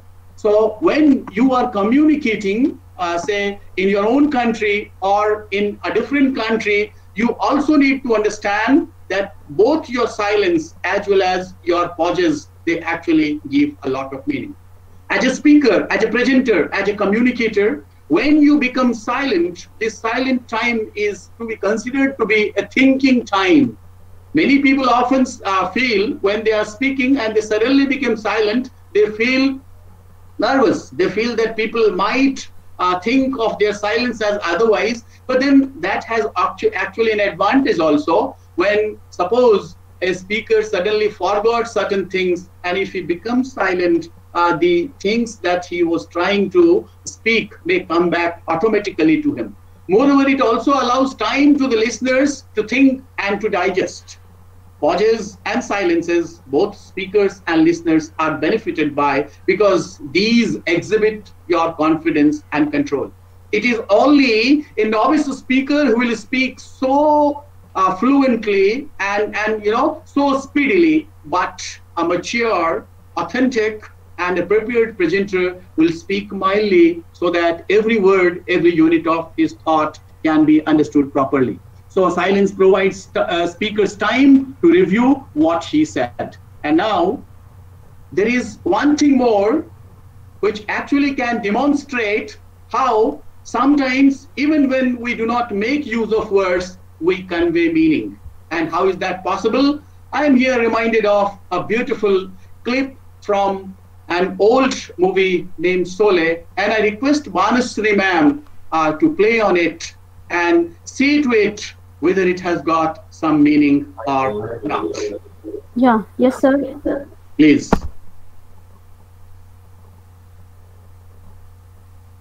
Sir, could you please stop your presentation so that I can... Yes. I have stopped, ma'am. Thank you.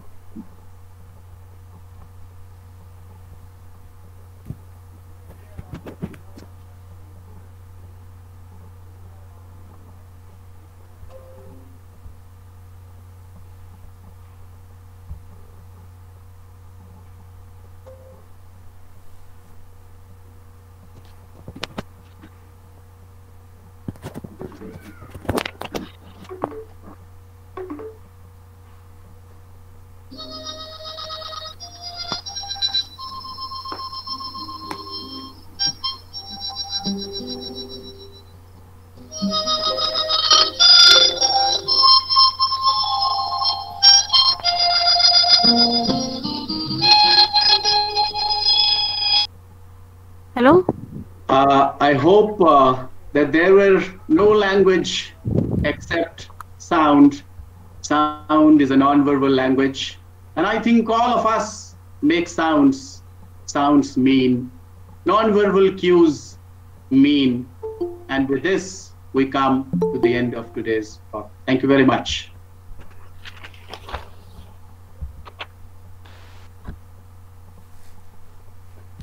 Yeah. Hello? Yes. Yeah. Thank you, sir. It was really an enthusiastic, fascinating, and terrific presentation. We are all fortunate and pleased to listen to your presentation. The session is very informative and helpful for us and gave awful insights, which helps us to know how to overcome different barriers and use effective, tangible transmissions such as facial expressions, haptics, paralanguage, proxemics, kinesics, chronomics, and meta communication, and also how to ameliorate ourselves to gain our audience and make our talk effectively in all formal and informal situations. So, sir, let me go with... Yes, if people may have questions, they can. Yeah.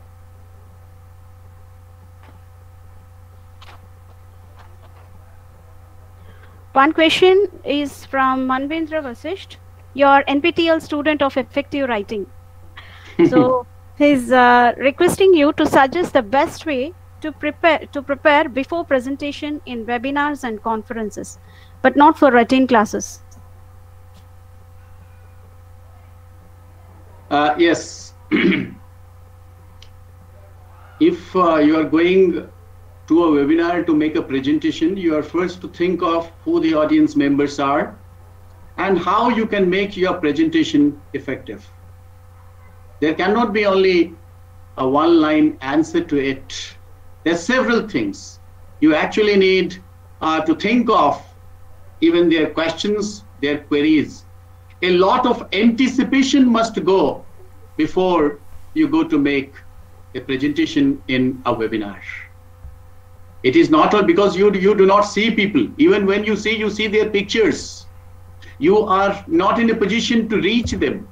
That is why what you need to do is you actually need to think of more.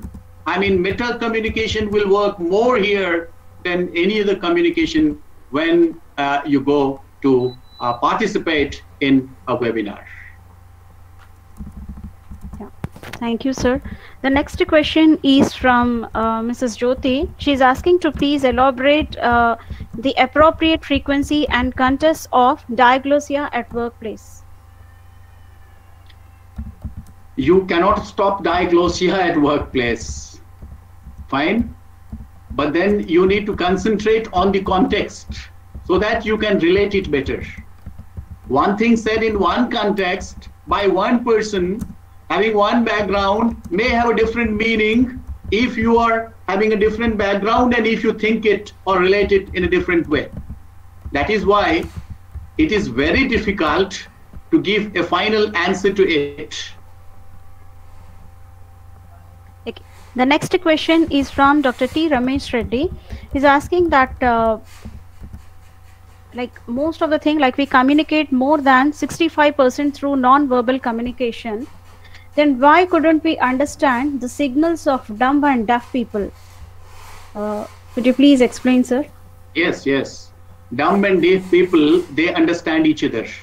You cannot understand their signs. Fine? It is the same way as two animals understand each other, understand the requirements as well. And you know, if you remain with them for some time, you will also be able to understand because you will be able to derive what they are driving at.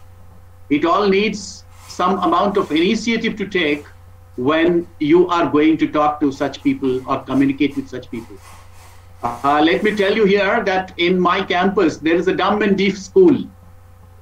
The teachers who are working there are not deaf and dumb, but then they are doing well.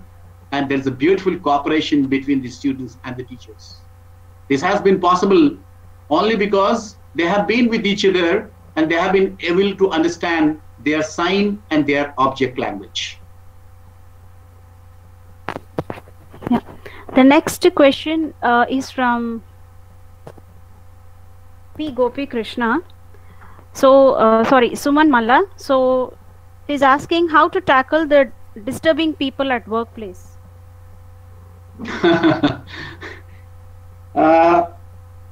Words are tricky, but those who use are trickier. There are people, you will come across disturbing people everywhere, and you need to exercise your patience and reply them in the best possible manner with very polite expressions. And then they will be able to. Say, for example, let me give you an example from my own experience. I had some students who were very disturbing. They never attended the class seriously. And after a few months, the time came that they were sent up and they had actually to write their examinations. So once on a square, they met me and said, "Sir, you might be feeling very happy that we are going." And my answer was, "No, my dear friend, I'm feeling very unhappy because from now on, I will not be able to differentiate between good people and bad people." And they were really ashamed. So my dear friends, it is all in the words, the way you make use of, that actually will help you have a control over them. And another question is from Padmalochan. What is the difference between a dialogue and interface? Right. A dialogue is a dialogue which is between two. Fine. But when there's an interface, it may also have so many people, other people as well, isn't it? And when you deliver a dialogue, you deliver it with certain nuances also, with certain amplitudes also, with some stress on particular words, some amplitude on certain units and all, which you do not do when there's an interface. Then another question is from Mr. K. Prashant. But first of all, he's thanking you for your splendid presentation. That he gains a lot from your presentation, and he's asking requesting one thing, that to suggest some practice methodologies in our daily routine to achieve tangible results. where and there are Yes. books or to suggest some books or videos or articles. All books are good and no books are good. All books are good and no books are good. Prashant himself can find a way out by having a good group of people with whom he can communicate. Nowadays, we are blessed to be in a world where there are resources at your end. The world is full of choices. It depends upon you which one to listen to, which one to practice, and you will find that your goal is not far. There are NPTEL courses, there are other courses as well, e-Pathshalas. You have choices. You decide whom do you want to listen, what do you want to listen. A man who has got a lot of information alone can speak. A man who is hungry will simply need food. A man who has overeaten only will vomit. That's the same way a man who is overread or over-informative will only share, will only speak. Thank you, sir. The next question is from Tanveer. How we handle the aggressive and dominant person in organizations? You need to know their attitudes, their tastes, their habits. I think he that is down need fear no fall, he that is low no pride. Fine? So you need to be humble. If you are humble throughout, even the aggressive people sometimes may realize and will talk to you in a very sober tone. But if you react in the same way, I think that will add another fury, that will invite another trouble. The next question is from Amol Murgai. He's requesting to elaborate upon the types of handshakes. I have already mentioned, I think you can go to my lectures on NPTEL and you will find there can be different sorts of handshakes. Fine? Submissive, dominant, dead face, politicians, like that, many. And all over the world, there are different sorts of handshakes, and you will have to have some curiosity to understand them if you go to their cultures or if you try to learn about their cultures. Different cultures may have different. In some cultures, you will find that they actually squeeze, but in some cultures, they may. In Spain, you know, yes, in Spain perhaps, a handshake lasted for 10 exchanges, you know. So many times. There are even many people here in our country where when they handshake, they keep the hands hanging for a long time. So it varies also. But then it is always better to give a gentle handshake, because through handshake, you are transmitting some emotions. The next question is from Venkat Ramana Gupta. Sir, how to respond to a panel of experts who are knowledgeable? As knowledge never equals to that of the expert in a panel. How to face them? The experts are well aware and they will scan you through your answers. They are always more knowledgeable than you, but you are also not having lesser knowledge. Since you are having a lot of knowledge, that is why you have been called for an interview or a sort of interaction. But then how you handle the questions, that is an art. How you handle the questions, that is an art. And these people are there not always to reject you, but also to select you. So they know who they are going to select and why they are going to select.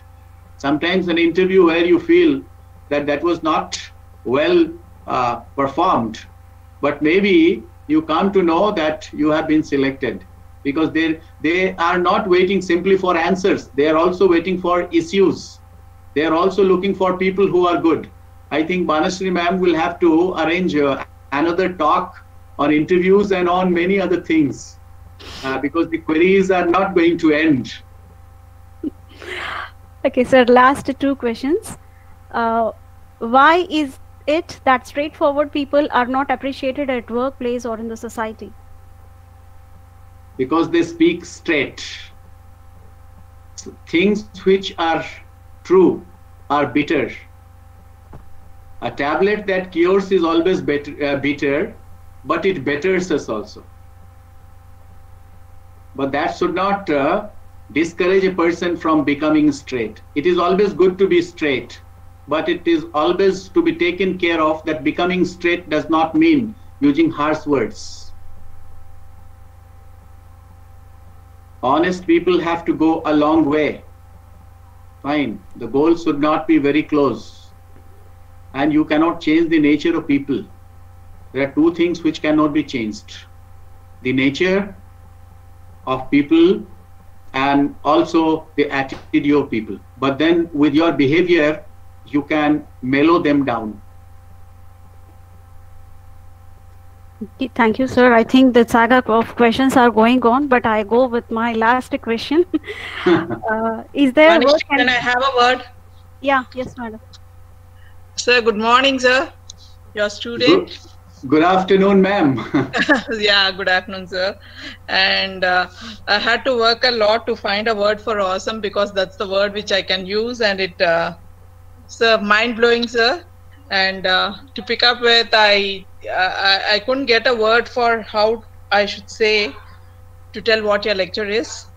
And hats off to your energy, sir. For the last 2 hours, you didn't allow us to drink water also. We were just stuck to our mobiles. And my goodness, sir, awesome, sir. And thank you so much for being with us. And Vanishi, thank you for having such sort of a lecture in this series. Thank you so much. Thank you, sir. Thank you very much.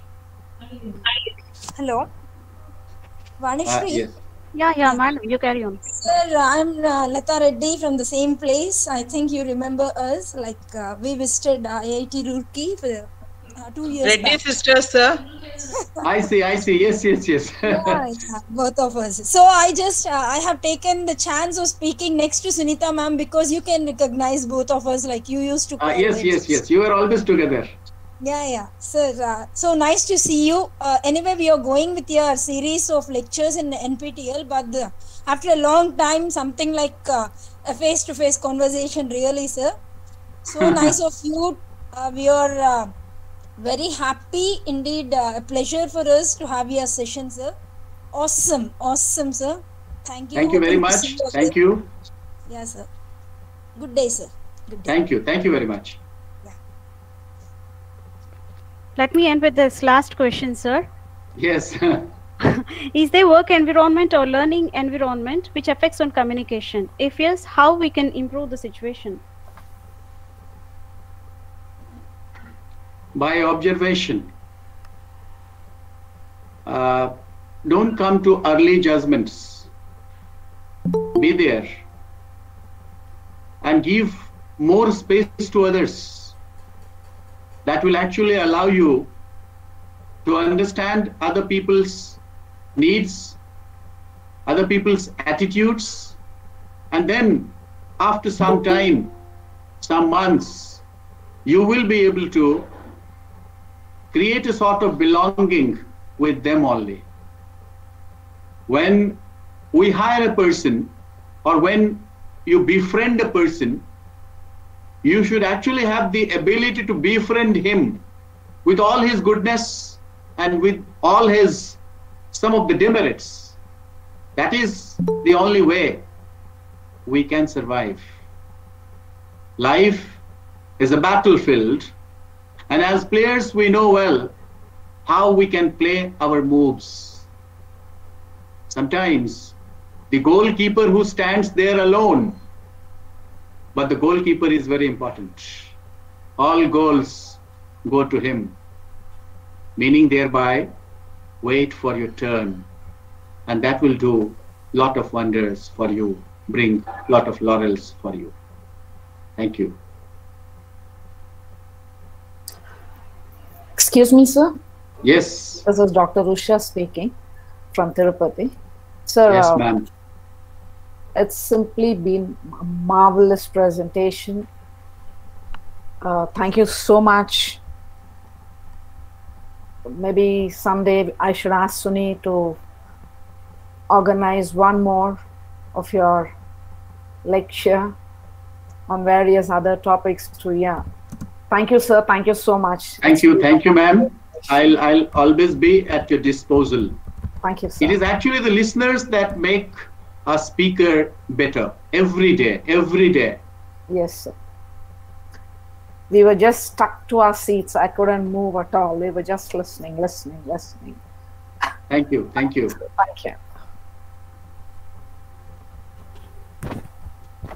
Yeah, before I end today's session, once again, thank you, sir. It was such an energetic, rousing, and magnificent session. We are glad that you are reserved almost more than 30 minutes for fielding and responding to questions.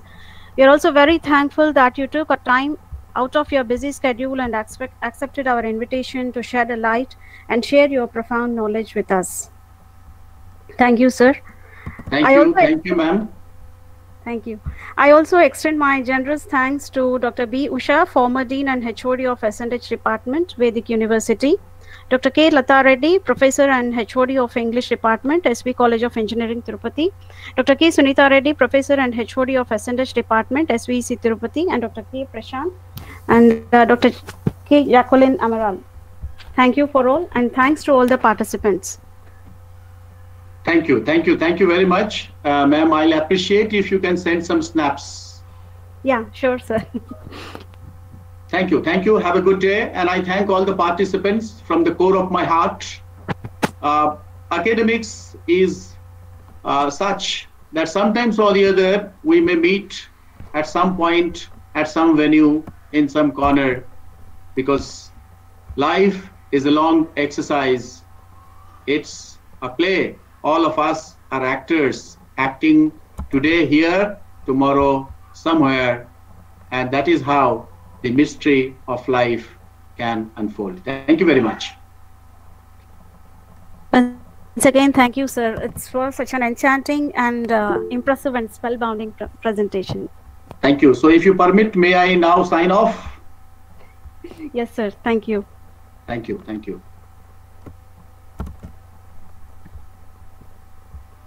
Yeah, an announcement to the participants, like feedback link is posted in the chat box in YouTube and as well as Google Meet link. It will be active up to 5 p.m. And before going to end the session, like tomorrow, we are going to have a last session by Dr. B. Usha, former Dean and HOD, Department of HNDS, Sri Venkateshwara Vedic University, Tirupati.